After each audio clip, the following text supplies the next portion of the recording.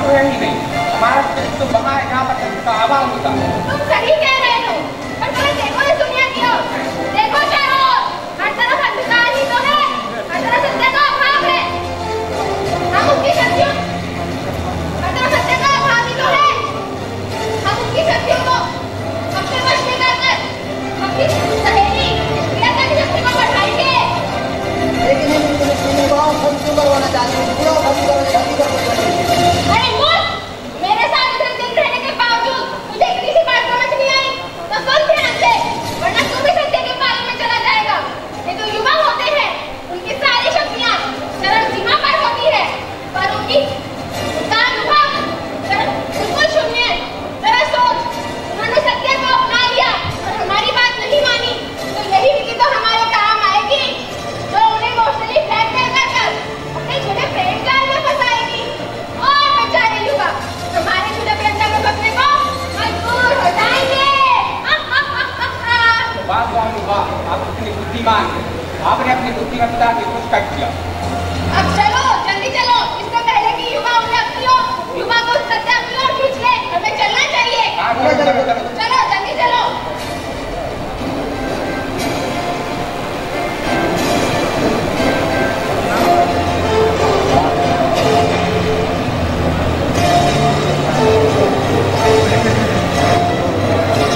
तो पास कर लिया, लेकिन अब करूं क्या? मेरा मन तो समाज सेवा में लगता है। इंजीनियरिंग करूं या समाज सेवा? क्या करूं? क्या करूं? मेरी तो कुछ समझ में नहीं आता। मैं क्या करूं? कहाँ जाऊं? मैं क्या करूं? क्या हुआ? तुम कौन हो? मेरा मन? तुम कौन हो? अरे ऐसे क्या देख रहे हो? मैं तुम्हारी बुद्धि हूँ। मेरी बुद्धि? मेरी बुद्धि? अब तुम कौन हो? मुझे नहीं पहचानते? नहीं, मैं तुम्हारी आत्मा हूँ। मेरी आत्मा? तो तुम ही बता दो मैं क्या करूं? रुको, मैं सकारात्मकता से पूछ के बताता हूँ। ये आत्मज्ञान कराने वाली आत्मा समझाओ इस युवा को कि वो सत्य के मार्ग का अनुसरण करे और उत्थान के मार्ग पर बढ़ चले। लेकिन जिस प्रकार पर्वत पर चढ़ना कठिन होता है, उसी प्रकार सत्य और ईमानदारी का मार्ग उत्थान का मार्ग है, लेकिन उस पर चलना आसान नहीं होता। आज के समय में हर युवा अपना शत्रु स्वयं होता है, क्योंकि नकारात्मकता ही उसे इस मार्ग पर चलने नहीं देती। नाम लिया और मैं हाजिर। वैसे तो यहाँ सभी मुझे जानते हैं, पर आज सकारात्मकता ने मेरा नाम कैसे लिया? और तुम क्या समझा रहे हो इस इंसान को? तुम सत्य की राह को चुनो, जहाँ से उतार ही उतार है और चलना कितना आसान होता है। जरा सोचो, जो लोग चढ़ने का प्रयत्न नहीं करते वो स्वयं ही तो उतर जाते हैं। मतलब सरल मार्ग है हमारे पास, कोई मुश्किल काम का क्या कर? तुम सही राह चुनो, तुम सत्य की राह को चुनो, सत्य की राह को। हे आत्मा, समझाओ इस युवा को कि सत्य के मार्ग पर क्या युवाओं ने अपने जीवन की आहुतियां नहीं दी? अरे उन्होंने तो मिसाल के रूप में अपना जीवन रोशन किया है। जैसे श्री अरविंद, भगत सिंह, राजगुरु, सुखदेव और स्वामी विवेकानंद जैसी पुण्यात्माओं ने अपना जीवन समर्पित किया है। हाँ तो समर्पित किया, पर उन्हें मिला क्या? बेबसी, लाचारी और इन मूढ़ों को ना समझा पाने की वेदना। तुम सही राह चुनो, सत्य को चुनो। जरा सोचो, तुम लोगों को तुम ऐसी राह चुनोगे जहाँ झूठ है, फ्रॉड है, लोगों को डरा धमका कर, उस पर अत्याचार करवा कर तुम अपना हर काम करवा सकते हो। और तो और तुम्हारी कहानी क्या है? बाप बड़ा ना भैया, सबसे बड़ा रुपया। हे आत्मा, समझाओ इस युवा को कि लोगों के दिल पैसों से नहीं जीते जाते, और ऐसे लोग तो तुम्हारे साथ तब तक है जब तक तुम्हारे पास पैसा है। जिस दिन तुम्हारा ये पैसा खत्म हो जाएगा, उस दिन यही लोग किसी और के पास चले जाएंगे। किंतु प्रेम तो ऐसी संपत्ति है जो सदैव तुम्हारे पास रहेगी। कच्ची जंजीरें तो जल्द ही टूट जाती हैं, लेकिन जहाँ प्रेम है, सत्य है, विश्वास वहाँ परमात्मा का निवास है। परमात्मा परमात्मा परमात्मा परमात्मा को किसी ने देखा नहीं, और वो तो बकवास है, बकवास। तुम्हें सत्य की राह दो, सत्य की राह दो। जरा सोचो, तुम उन्हें अपने छोटे फ्रेंड में फंसा लोगे तो उन्हें अपनी ओर आकर्षित करना कितना आसान होगा। तुम्हें सत्य की राह को सुनो। महर्षि चार्वाक ने भी कहा है, यावत् जीवेत् सुखं जीवेत्, ऋणं कृत्वा ऋतं जीवेत्। जब तक जीना है सुख से जियो। अरे उधार भी लेके जीना पड़े तो जी भर के जियो। यार पूछते रहो, सत्य की राह को सुनो, सत्य की राह को। मेरी गणना के अनुसार नकारात्मकता ही सही कह रही। मेरी बात मान लो, मजे में रहोगे, मजे में। सत्य तो वही है जो सकारात्मकता ने कहा, बाकी तुम्हारी मर्जी, मानो या ना मानो भगवान जाने। आज नहीं तो कल सत्य के मार्ग पर चलना पड़ेगा। मेरी तो कुछ समझ में नहीं आ रहा, मैं क्या करूं, कहाँ जाऊं?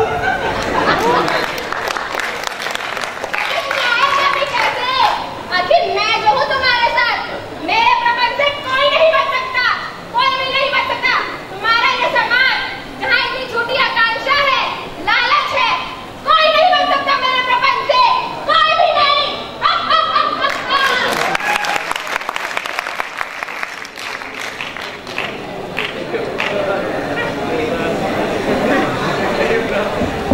अरे इतना देर हो गई, अभी तक नेताजी नहीं आए। पता नहीं है कि प्रोग्राम का क्या हो गया।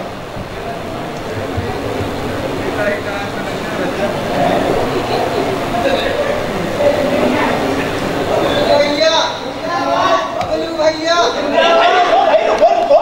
हमारी जय नहीं, ये जनता जनार्दन की जय बोलो भाई। अरे आखिर इनकी वजह से तो हम यहाँ पर हूँ भाई।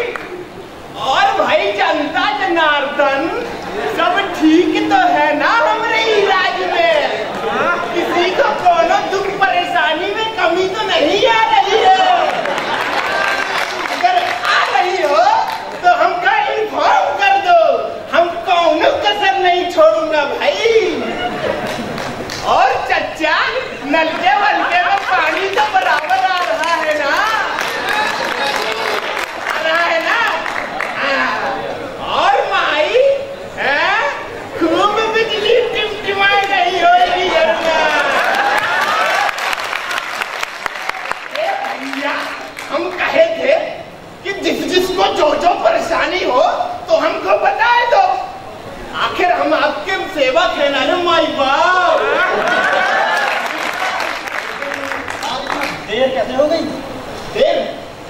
अरे भाई क्या बताएं मित्रा, आज हमारा वो भाषण का पर्चा ही खो गया था, मिले ही नहीं रहा था। तो कैसे आके बताओ? लेकिन आज के प्रोग्राम का क्या होगा? प्रोग्राम का क्यों भाई मित्रा? भीड़ में नौजवान नहीं दिख रहा है भाई। क्या बात कर रहे हैं नेताजी? इतने लोग बैठे तो हैं, कहाँ नहीं भीड़ लग रही है आपको? अरे मित्रा, जब हम तुमसे कहे थे कि तुम ऐसा लड़का सा लाया करो जिसके पास अक्ल और बुद्धि कम और जोश और उत्साह ज्यादा हो, और जो अभी अभी यौवन की नैया पे बैठा हो। आप तो पते की कह रहे हैं नेताजी, लेकिन उसकी चिंता ना आप तनको ना कीजिए। अभी एक फोन घुमाएंगे तो बड़े बड़े पढ़े लिखों की भीड़ लग जाएगी। अरे पढ़े लिखे लोगों से काम पढ़ाई करनी है का? अरे हम अंगूठा छापी बहुत नोट छापा हूँ। अरे मित्रा, जब हम तुमसे कहे थे कि तुम ये ऐसा लड़का सा लाया करो जो लड़ाई झगड़ा करे, जो तोड़ फोड़ करे, जो हुल्ला और दंग करे। अरे भाई मस्ती बजाते रहे तभी तो हमारे लिए राजनीतिक मुद्दा मिलेगा ना। वाह नेताजी वाह, मान गए आपने। लेकिन इतने मुद्दे हैं तो हमारे पास। अरे भाई वो सब मुद्दे पुराने हो गए यार, सब वही चिल्लाते हैं। इस बार हम वो कुछ अलग सा करेंगे, वो क्या बोलते हैं, वो आउट ऑफ बॉक्स। और इस बार हम वो असहिष्णुता वाला करेंगे, अभी तो जीतेंगे ना भाई।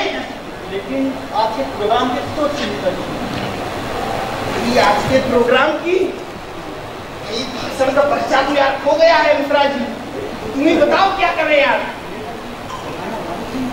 खाना बनाना पड़ेगा। खाना बनाने में तो एक्सपर्ट है भाई, नेता है। हाँ हेलो, हाँ बोल रहे हैं क्या मीटिंग पार्लियामेंट में हमको भी आना है? अरे तो आते चलो भाई चलो। हम यहाँ क्या करेंगे? हमने एक ठाना है, हम मंदिर बनाना है, हमने एक ठाना है, हम मंदिर बनाना है। बोल बाके बिहारी लाल की। अरे भाई सुखानंद, इनमें लड़के तो दिख ही नहीं रहे। लड़के जी रहे लड़के, ढूंढ के खोज के पढ़े लिखे लड़के लाया मंदिर बनवाने के लिए। बस बात मंदिर बन के ही रहेगा। पढ़े लिखे लड़के? अरे तेरे पढ़े लिखे लड़कों से क्या मैं इंजीनियरिंग कॉलेज बनाऊंगा? मुझे तो मंदिर बनवाना है। अरे भाई मुझे तो ऐसे लड़के चाहिए जिन्हें धर्म की समझ ना हो, जो अंदरूनी करण में गला फाड़ के चिल्ला सके। इन्हीं से तो हमारी धर्म की दुकान मतलब मंदिर चलता है भाई। धर्म अगर धर्म जानने वालों से पूजा पाठ नहीं करवाएंगे अरे राम राम राम राम मूर्खानंद पागल हो गया है क्या? अगर हम धर्म का पालन करने लगे तो वो फालतू के लोग आंदोलन में कैसे आएंगे? ये तो हमारी धर्म की दुकान बंद करवाते रहेगा। समझाओ कुछ। अरे गुरुजी समझ जाएगा, नया तो आया, समझ जाएगा कि लोगों को बेवकूफ कैसे बनाया जाता है। और गुरुजी एक बात और, तो भगवान ने ऐसा ना उसके पिता की मृत्यु हो, अच्छा, और वो मृत्यु भोग देने से इनकार कर रहा है। क्यों? गरीबी का बहाना बना रहा है। उसका अत्ता गुस्सा यही तो गुरुजी, वो हमें मृत्यु भोज देने से इनकार करे। अरे मृत्यु भोज पे तुम्हारा कॉपीराइट चलो। अरे तुम रुको भाई, कुछ काम सीखो। क्या होगा इन नर पे ठेकेदार का? अब तो इन्हें खुदाई बजाए।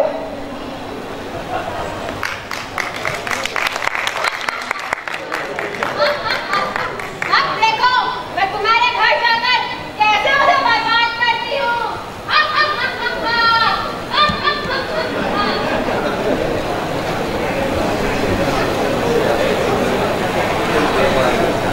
बेटा जी, पिताजी तुम बड़े हो गए हो, हम तुम्हारा दाखिला किसी अच्छे से इंजीनियरिंग कॉलेज में करा देते हैं।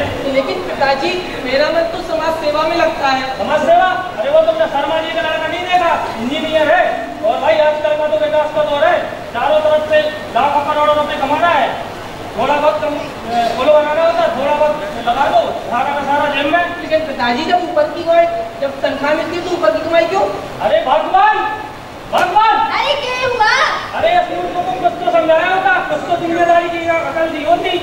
अरे बेटा मान ले इनकी बात, थारे बाबा ठीक ही तो कह रहे हैं। और तू देख नहीं रहा है लोग अपने पैसे ला के घर भर रहे हैं, और तुझे समाज सेवा की बड़ी है। अरे कब तक इस हालत में रखेगा हमें? अरे कब तक अपने बाप की कमाई खाता रहेगा? माँ ईमानदारी भी तो कोई चीज होती है। हे भगवान, तेरी ईमानदारी फिर पड़ेगी जब समाज तुझे नोचेगा, और बिना पैसे के तो कोई तुझे पूछेगा भी नहीं। लेकिन बेटा लाल कुछ नहीं, माँ की बात मानो, इंजीनियरिंग कर।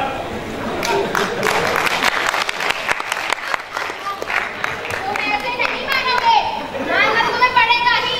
आखिर मैं जो हूँ तुम्हारे साथ, ऐसे नहीं माने तो और भी तरीके हैं मेरे पास तुम्हें मन मानेंगे।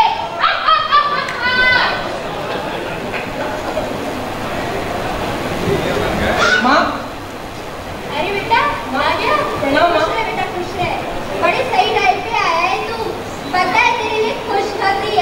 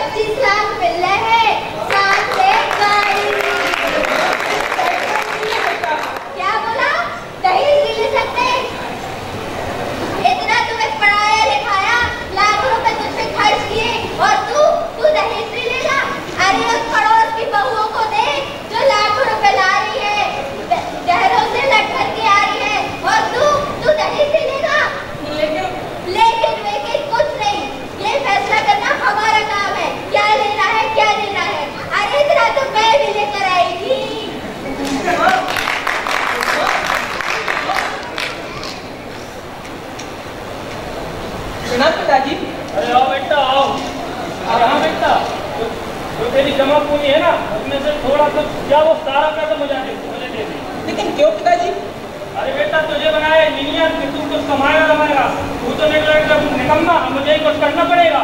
लेकिन पिताजी आप इतने पैसों का करेंगे क्या? क्या करोगे? अरे दुनिया में बहुत सारे काम है। दारू के ठेके में लोग लाखों करोड़ों रुपए कमाते हैं। अरे हर कुछ कर लेंगे। लेकिन पिताजी ये सब गलत है। अरे कोई गलत नहीं है बेटा, सब कानून में वैध चीज है। लेकिन पिताजी मैं आपको ये पैसे नहीं दे सकता। क्या पैसे नहीं देगा? इसलिए तुझे पढ़ा दिया था, इसलिए पढ़ाया था। कुछ पैसे तो तुझे देने ही पड़ेंगे, वरना निकल जाए ईमानदारी के साथ। और हेलो, देखना नहीं मुझे आज के बाद।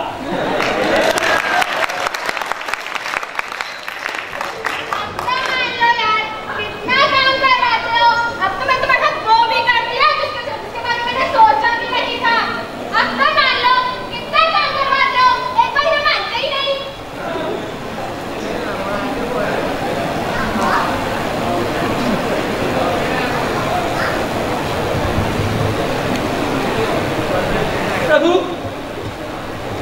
ये तूने क्या किया मेरे साथ? जिस पिता की आज्ञा का पालन मैं वर्षों से करता आ रहा हूँ, आज उसी ने मुझे घर से निकाल दिया। ना यहाँ सत्य का कोई अस्तित्व है प्रभु, और न तेरा प्रभु।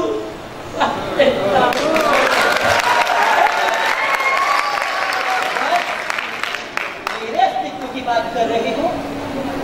जरा सोचो, यदि इस संपूर्ण संसार से वायु समाप्त हो जाए, जल सूख जाए या सूर्य प्रकाशहीन हो जाए, तो क्या तुम्हारा अस्तित्व रहेगा? नहीं पुत्र, मेरी अस्तित्व की छोड़ो, अपनी सोचो। तुम्हें संसारिकता तो दिखती है, परंतु वे लोग नहीं दिखते जिन्होंने इसी संसार में रहते हुए इस संसारिकता का त्याग किया और आत्मोत्थान के उदाहरण प्रस्तुत किए। लेकिन प्रभु, वह समय अलग था, अब तो मैं बदल चुका है। समय अलग था? मैं मानता हूँ कि परिवर्तन ही प्रकृति का नियम है, परंतु क्या सब कुछ बदल गया? क्या तुम्हारा यह पंचभौतिक शरीर बदल गया या तुम्हारी इंद्रियाएं बदल गई? नहीं, बस यदि कुछ बदला है तो तुम्हारी कामनाएं, तुम्हारी इच्छाएं, और तुम दिन प्रतिदिन स्वार्थी होते चले गए। उचित अनुचित, धर्म अधर्म, किसी बात का भेद नहीं रहा तुम्हें, और अब अपनी असमर्थता का ढिंढोरा तुम समय पर फोड़ते हो। पर प्रभु, सत्य पर चलने वालों का ना तो कोई साथ देता है, ना ही इसमें कोई निरंतरता और निश्चितता है प्रभु। वाह रे तर्कों के सम्राट, वाह! कुछ देर पहले तो तू रो रहा था और अब प्रश्नों के जाल बुनने लगा। अपनी इसी बुद्धि से मुझे यह बता, जिस व्यक्ति ने कभी आम न चखा हो और वो उसके मीठा न होने का रोना रोए, तो क्या यह उचित है? मुझे यह बताओ, तुमने ऐसे कितने व्यक्तियों को ढूंढा जिन्होंने पहले संसारिकता का त्याग किया और फिर सत्य के मार्ग पर चले? क्या मैंने तो जीवन भर अपने पिता की आज्ञा का पालन किया है और अपना धर्म निभाया है प्रभु। बस मैं मानता हूँ कि तुम अपने पिता के अंश हो, परंतु तुम्हारे कर्म भिन्न हैं, तुम्हारे संस्कार भिन्न हैं, और तुम अपने पिता के अंश तो हो, परंतु जिसे तुम धर्म कह रहे हो, पिता की आज्ञा का पालन कह रहे हो, वह धर्म नहीं हो सकता, क्योंकि धर्म तो मोक्ष देता है, धर्म तो सुख देता है, धर्म तो शांति देता है। मुझे नहीं लगता कि तुम सुखी हो। प्रभु, आप ही मेरा मार्गदर्शन कीजिए, मैं क्या करूं? यह निराशा की क्षण नहीं है, यह तो उत्सव मनाने का पल है। आज प्रथम बार तुमने अपनी आत्मा की आवाज सुनी है। यह निराशा त्यागो पुत्र और उठो, अपनी अंतर आत्मा की आवाज को पहचानो और उसका अनुसरण करो। आगे बढ़ो, पीछे मुड़कर मत देखो, न यश के लिए न नाम के लिए। और इस संपूर्ण संसारिकता में होते हुए क्रांति को पहचानो और उनसे जुड़ जाओ।